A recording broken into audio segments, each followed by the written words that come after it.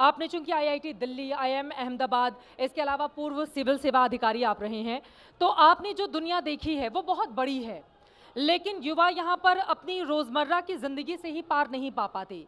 वो कैसे बड़ा सोचेंगे? रोज़मर्रा की ज़िंदगी की ज़रूरतों का ख्याल करना तो एक व्यावहारिक अड़चन है ही। मैं कह रहा हूँ उस अड़चन को छोटा करने के लिए अपनी ज़रूरतों को छोटा कर दीजिए। जितनी आपकी ज़रूरतें बड़ी भारी रहेंगी, उतना ज़्यादा आपको रोज़मर्रा में ही खप जाना पड़ेगा।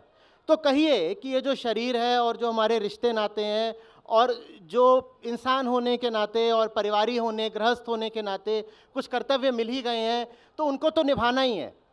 पर उन कर्तव्यों को कम से कम रखिए, सार्थक से सार्थक रखिए। हर छोटी बड़ी चीज़ जो कि दुनिया में हो रही है वो आपका कर्तव्य नहीं बन जाती कि सब कर रहे हैं तो आपको भी करना ज़रूरी है। आप देखिए कि आपका वास्तविक कर्तव्य क्या है, उसको निभाइए। पेट चलाने के लिए, घर चलाने के लिए जितना ज़रूरी है वो ज़रूर कमाइए।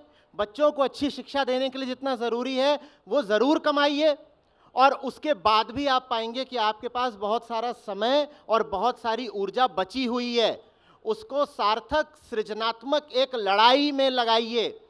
गीता का हम पूरा एक लंबा शिक्षण कार्यक्रम चला रहे हैं, तो न जाने कितना कुछ है गीता में जिसको उद्धृत किया जाता है। गीता के एक एक श्लोक को एक एक मंत्र की तरह लिया जाता है, पर मैं मेरे सुनने वालों को सिर्फ एक शब्द देता हूं गीता से, और वो शब्द है युध्यस्व। मैं कह रहा हूं जैसे कुरुक्षेत्र में सांझ ढले सबको जाना ही पड़ता था अपनी छावनी में। क्यों जाना पड़ता था? अपनी परवाह करनी है, अपने खेमे की परवाह करनी है, अपने घोड़ों की परवाह करनी है, अपने अस्त्रों की परवाह करनी है। उतना तो अपनी परवाह करनी पड़ती है और उतनी परवाह अपनी जरूर करो, लेकिन दिन फिर पूरा लगाओ धर्म युद्ध में। उठाओ कोई बड़ी चुनौती और उसमें झोंक दो अपने आप को। वो नहीं करोगे तो अपने आप को सुरक्षित रहकर भी क्या पाओगे? हो तो हम सबको राख ही जाना है ना। शमशान से कौन बच के गुजरा है? जब मरना ही है तो सही जिंदगी जीकर मरेंगे। ये भी हो सकता है कि थोड़ा जल्दी मरना पड़े, कोई बात नहीं, सही जिंदगी जी है। उम्र कुछ कम मिली, साल कुछ कम मिले, कोई दिक्कत नहीं हो गई। जितने दिन जिए उतने दिन पूरी गरिमा और गौरव के साथ जिए, बस इतना काफी है। क्या बात है। मैं जब आपके बारे में रिसर्च कर रही थी, वेदांत को लेकर आपने बहुत व्यापक तौर पर कार्यक्रम किया हुआ है। गीता के ज्ञान का आपने जिक्र किया, उसको लेकर भी आपका प्रोग्राम चल रहा है। तो इसके ज़रिए क्या संदेश दिए जाने की कोशिश आपकी ओर से की जा रही है? देखिए, इंसान के पास ताकत बहुत होती है।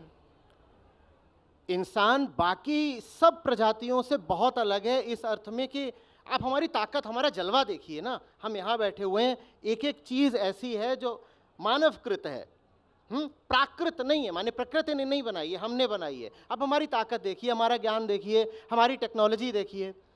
इंसान के पास अगर इतनी ताकत हो लेकिन उस ताकत को इस्तेमाल करने की तमीज़ ना हो तो क्या होगा? बंदर के हाथ में तलवार।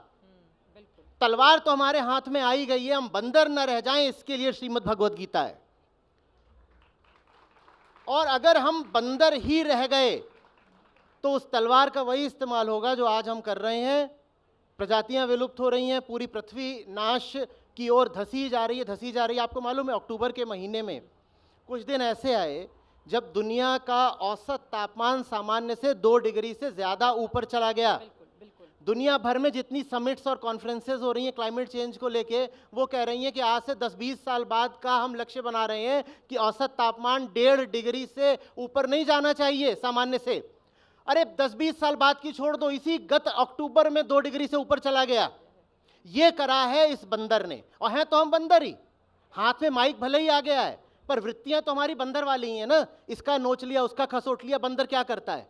कहीं केला दिख गया, नोच के भागता है कि नहीं? वैसे हमें भी कहीं पैसा दिख जाता है, नोच के भागते हैं कि नहीं? बंदर क्या करता है? 10 और बंदरों से लड़ा रहता है कि सबसे बड़ा टॉप बंदर अल्फा मंकी कौन होगा। तो हम भी तो 10 से लड़े रहते हैं कि सबसे बड़ा नेता कौन होगा। बंदरिया क्या करते हैं? एक दूसरे के पीछे जा रहे हैं, अपना स्वार्थ, ये वो, कुछ खाया कुछ फेंका, जितने की जरूरत नहीं उतना भी नोच लिया, बाकी बर्बाद कर रहे हैं। तो भीतर से तो हम बंदर ही हैं। और ये जो बंदर है इसने बाकी सारे जानवर मार दिए, बाकी इंसानों की ये दुर्दशा कर रहा है। इस पूरे ग्रह को ये जीने लायक नहीं छोड़ रहा है और फिर कहता है मार्स पर जाऊंगा। ये बड़ा गजब बंदर है, ये बड़ा गजब बंदर है।